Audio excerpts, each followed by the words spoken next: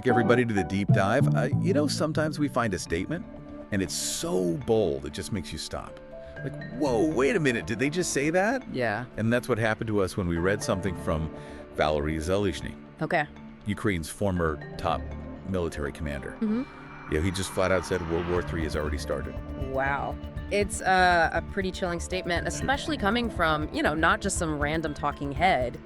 This is the guy Exactly. who was leading Ukrainian troops when the Russian invasion began. I mean, this is a guy who knows what he's talking about. He's seen this firsthand. Definitely. So Zaluzhny's, as we said, decorated military leader. Now he's Ukraine's ambassador in London. Right. But the question is this statement a strategic call for action, or does he really believe this is it? Right. So let's dive into that. Zaluzhny says this isn't just about Ukraine anymore. He sees North Korea, Iran, even China involved now. And for him, that's a sign that this is getting bigger, this is wider, it's spreading. He's making a good point. We're seeing North Korean troops now. They're fighting with the Russians.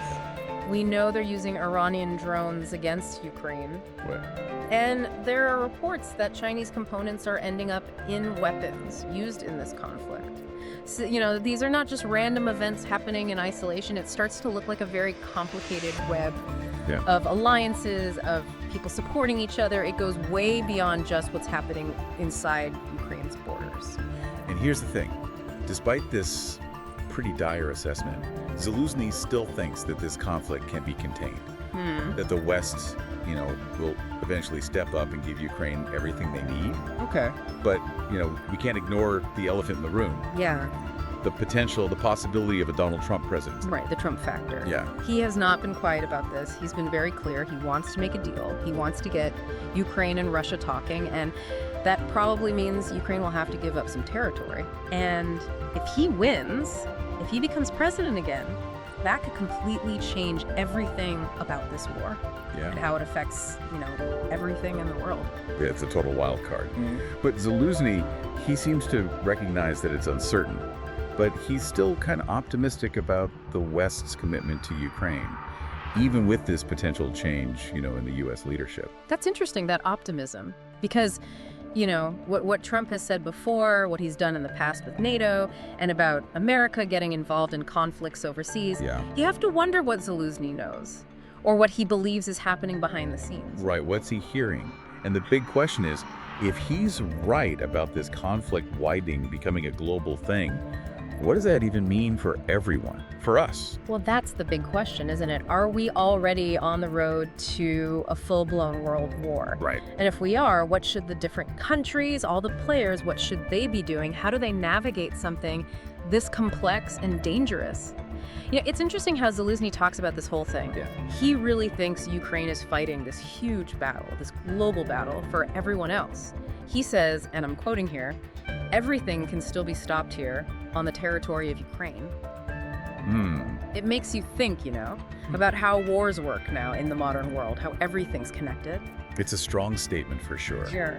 And I bet it really resonates with people who already see this war as like a proxy war. Russia versus the West. But he also seems kind of frustrated with the West. He says they do not want to understand how serious this is. Yeah. It's almost like he's pleading with them. Right, like wake up, see the bigger picture here. Yeah. He definitely wants them to do more, be more decisive, give more support, recognize what Ukraine's going through. Yeah. And this really ties into that whole debate about, what role should global powers have in conflicts like this? How much responsibility does the West really have? And when does getting involved become too risky? There are no easy answers. No, for sure. I mean, look, you could have a domino effect. If Ukraine can't hold out, what's stopping Russia from going further?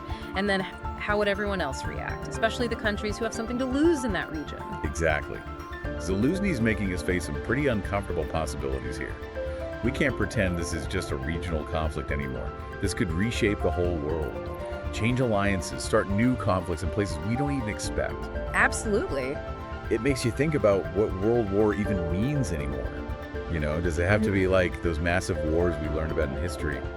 Or could it be something more like subtle, more interconnected, with lots of different players and like shifting battlefields. You're hitting on something important there. Maybe our idea of global conflict needs an update. Right. It's not just about tanks crossing borders. Now it's cyber warfare, it's economic pressure, it's these proxy wars fought through other countries. What Zaluzhny is warning us about, maybe it's not a world war like we used to think of it. Maybe it's this new kind of connected conflict, and it's already happening all around us. And if that's the case, how do we even start dealing with it? Well, that is a great question, and that is exactly what we should leave our listeners thinking about. What does it mean for all of us, for the future, if Zaluzhny is right? If this new kind of global conflict is already here? How do we, as individuals, as a planet, deal with something like that? How do we navigate this completely unknown territory? Okay, so where do we land after all this? We looked at what Zaluzhny's saying, we went through the evidence, we talked about what might happen. What do we do if he's right? What can we actually do if this really is like a new world war starting? It feels overwhelming, right? It's a huge question, but I think it starts with knowing what's going on. Yeah. We can't just bury our heads in the sand. We have to understand all these complex global things happening, realize that even a conflict far away, it can affect us all. It's true what they say, no man is an island. Whether we see it or not, we're all connected. What happens in Ukraine, what happens in the South China Sea, the Middle East, it can all touch us in some way. Absolutely. And once we realize that, it should make us want to do something. We need to talk about these things, have real discussions, hold our leaders accountable, and support the groups that are out there trying to make peace, to keep things stable. Even small things we do can make a difference. It's like Zaluzhny's warning isn't just about armies and weapons, it's about changing how we think. Exactly. Realizing that we all have a part to play in making the world more peaceful, more secure. That's it.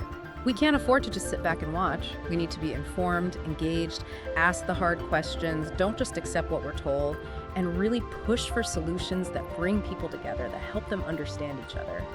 So as we wrap up this deep dive, we want to leave you with this. What will you do with Zaluzhny's message? Will you choose to be aware, to get involved, or will you just ignore what's happening in this new global landscape? It really is up to each of us to decide. Thanks for joining us on The Deep Dive.